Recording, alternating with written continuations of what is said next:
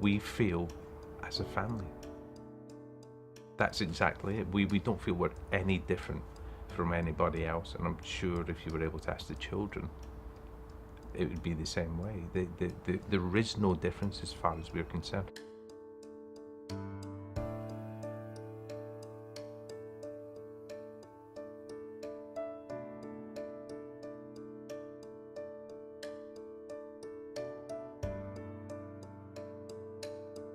This was always the end view, as far as I was concerned, the happy household, the children, the laughter.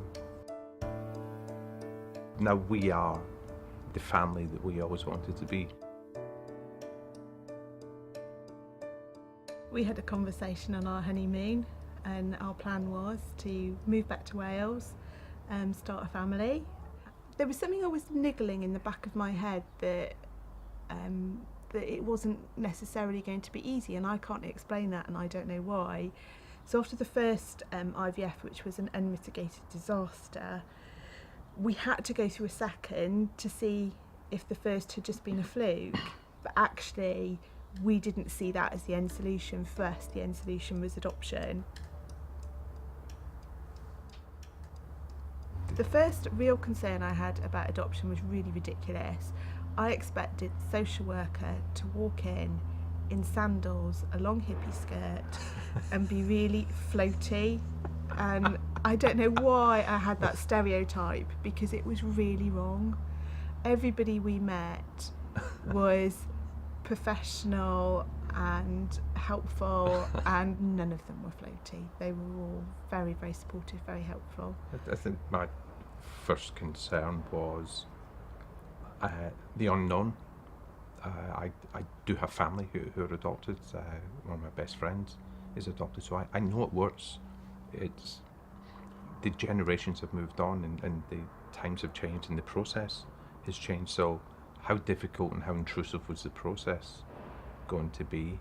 And then there was always the not always, but there was a question mark in my mind that could I actually love what is somebody else's child?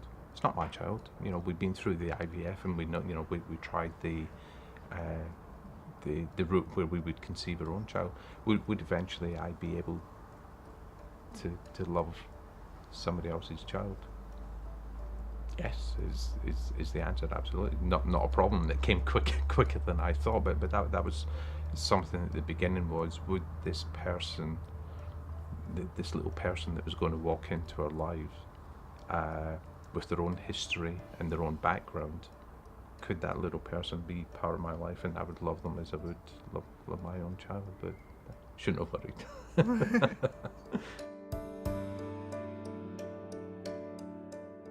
It felt so right. And the minute we had that first phone call, he just sounded like he was meant to be with us, and we were meant to be with him.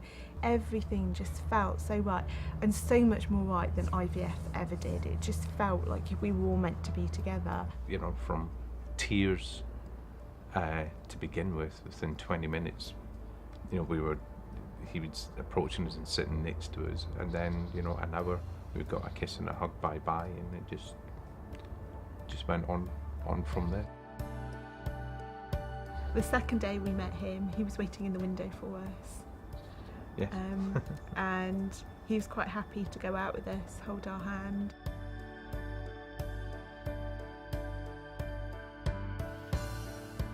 We always knew when our little boy was placed with us that we wanted more children, and we were almost encouraged by our social workers that yes, that was going to be the place, but we had to wait a period of time to settle and make sure it was right for him, make sure it was right for us.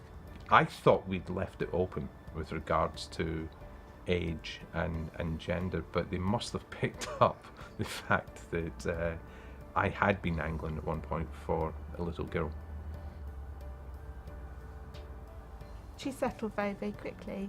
Her first meeting with our little boy was incredible. Yes.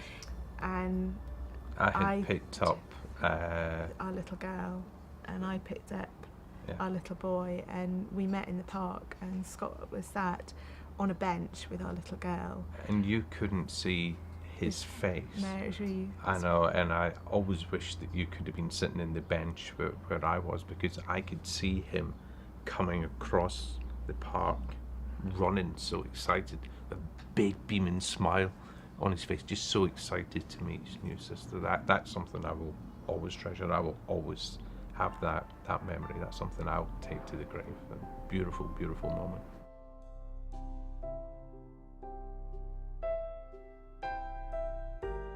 One of the really funny things about both of our children is the resemblance, and people in the supermarket often will say, "Oh, isn't she like you?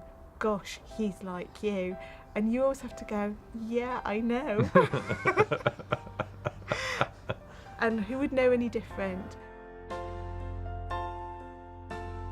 Once you adopt and you begin to talk to people about it, very quickly you begin to realise that it touches on many people's lives in various ways. We have it ourselves in our own family and friends. So of course, but when you think about it, yes, of course there are other people out there who are living wonderful lives because adoption has played a part in their lives of some sort.